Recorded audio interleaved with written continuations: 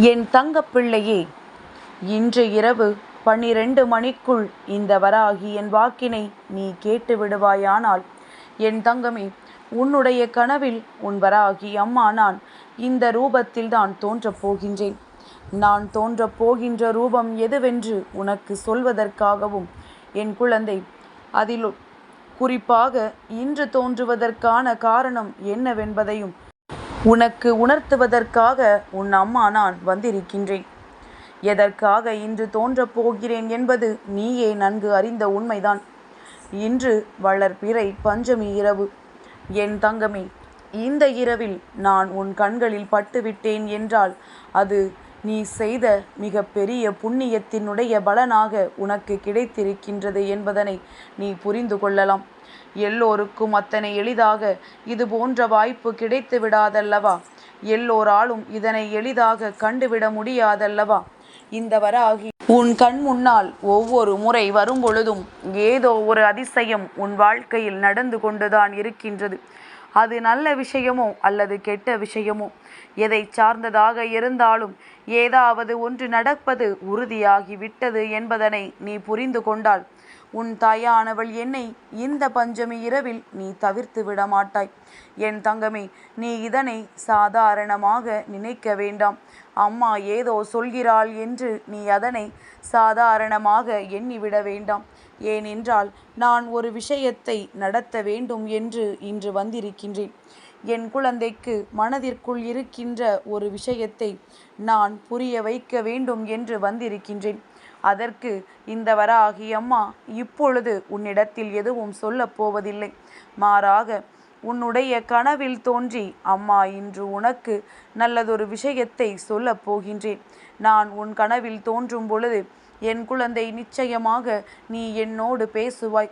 இந்த தாயானவளிடத்தில் உன்னுடைய எல்லா விஷயங்களை பற்றியும் பகிர்ந்து கொள்வாய். உனக்கான ஆறுதலை நீ என்னிடத்தில் இருந்து பெற்றும் கொள்வாய். எல்லாவற்றையும் தாண்டி என் குழந்தைக்கு இன்று என்னை கண்ட உணர்வு நீ விழித்தெழுந்ததும் அப்படியே உன் மனதிற்குள் நின்று கொண்டிருக்கும். நீயும் நானும் என்ன பேசினோம், உன் வாழ்க்கையில் என்ன நடந்து கொண்டிருக்கின்றது, இனிமேல் என்ன நடக்கப் போவதாக நான் சொன்னேன், இதற்கு முன்னால் நடந்ததற்கெல்லாம் என்ன காரணம் என்பதையெல்லாம் நான் உன்னோடு பேசுவதை நீ தெளிவாக புரிந்து கொள்வாய். என் தங்கமே, எல்லா நாளிலும் நீ இப்படி ஒரு சம்பவம் நம் வாழ்க்கையில் நடக்காதா? நம் தாயானவள் நம் கனவில் தோன்றிவிட மாட்டாளா? நல்ல வாக்கு தர மாட்டாளா? அவளினுடைய பார்வை நம் மீது பட்டு விடாதா என்று நினைக்கின்றாயல்லவா? உன்னுடைய அந்த கனவுதான் இன்று நிறைவேறப் போகின்றது.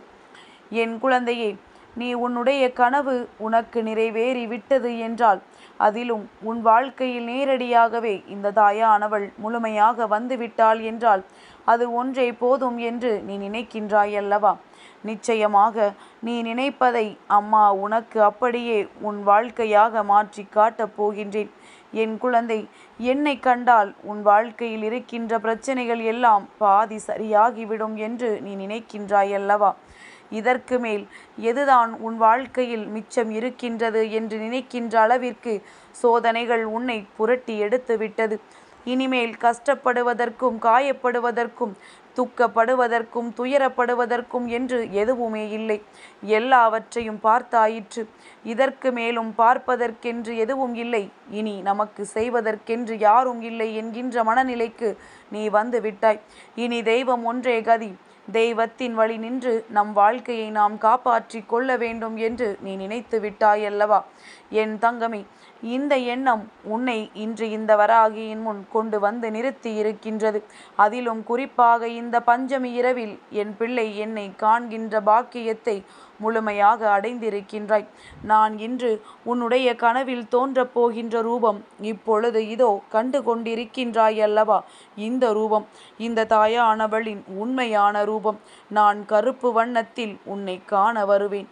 என் தங்கமே, அம்மா உன் கனவில் வரும் பொழுது அது வேறு யாரோ அல்லது உன் கண்களுக்கு வேறு எப்படியோ தெரிந்துவிட்டது என்றால் அதை நினைத்து நீ பயம் கொள்ளக்கூடாது. உன்னுடைய கனவில் இன்று தோன்றுவது நானாக மட்டுமே இருப்பேன். ஏனென்றால் நான் உனக்கு இன்று தருவது சத்திய வாக்கு.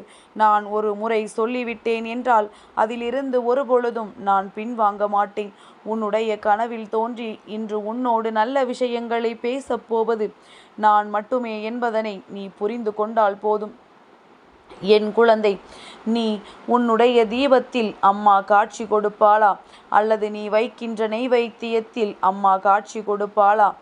எந்த பொருளில் அம்மா நமக்கு காட்சி கொடுப்பாள் என்று நீ ஏங்கிக் கொண்டிருக்கின்றாய்? இந்த தாயானவளை நாம் கண்டுவிட்டால் போதும், ஒரு முறை பார்த்து விட்டால் போதும், அத்தனை விதமான மனக்குழப்பங்களும் நீங்கிவிடும் என்று நீ நினைக்கின்றாய். என் தங்கமே, நீ நினைப்பது எல்லாமே உன்னுடைய வாழ்க்கையில் உனக்கு சரியாக கிடைக்கும்.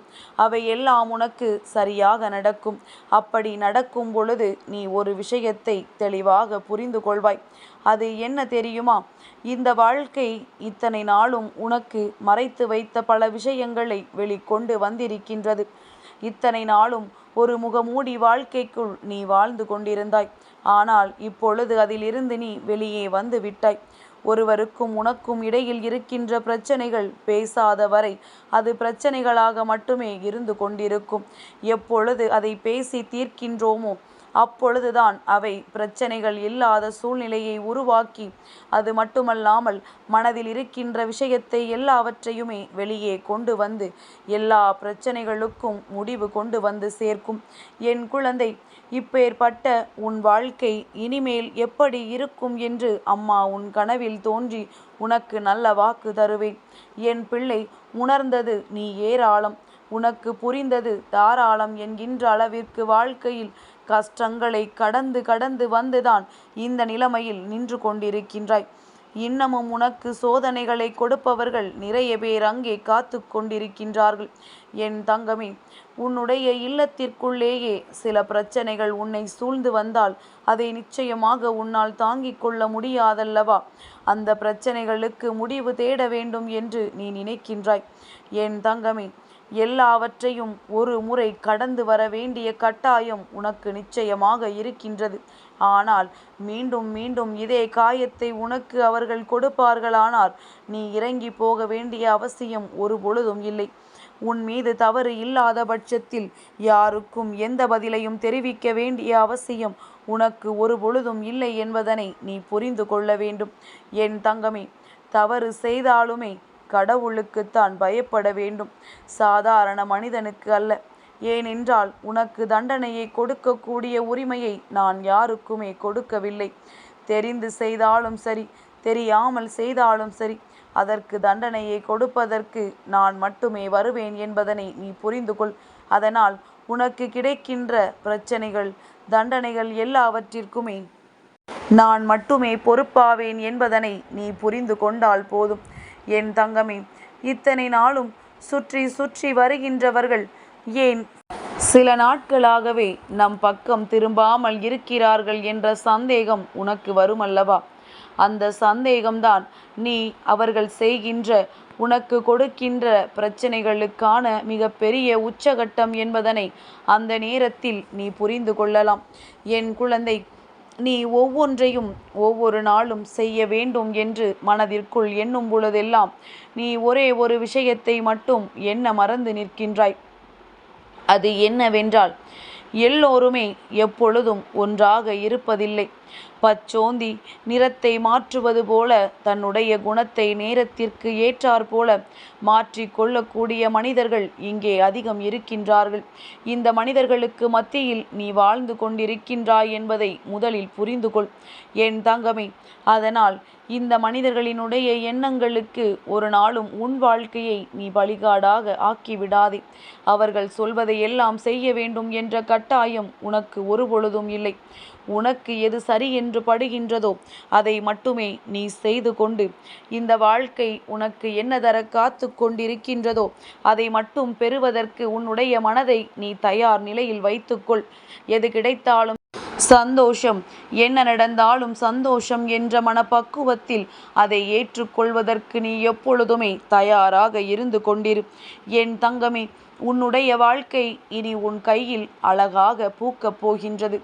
அதற்கு இந்த வராகியானவள் உனக்கு துணையாக நிற்கப் போகின்றேன். அம்மாவை கண்ட பிறகும் இனிமேல் மனதிற்குள் எப்பொழுதும் பயம் வரக்கூடாது. யாரை பார்த்தும் அஞ்சக்கூடாது. நான் மீண்டும் மீண்டும் உன்னிடத்தில் சொல்லிக் கொண்டிருப்பதனால் அதை விளையாட்டாக நீ நினைத்து விடாதே. என் தங்கப்பிள்ளைக்கு இந்த வராகி அம்மாவினுடைய ஆசீர்வாதங்கள் எப்பொழுதும் உண்டு.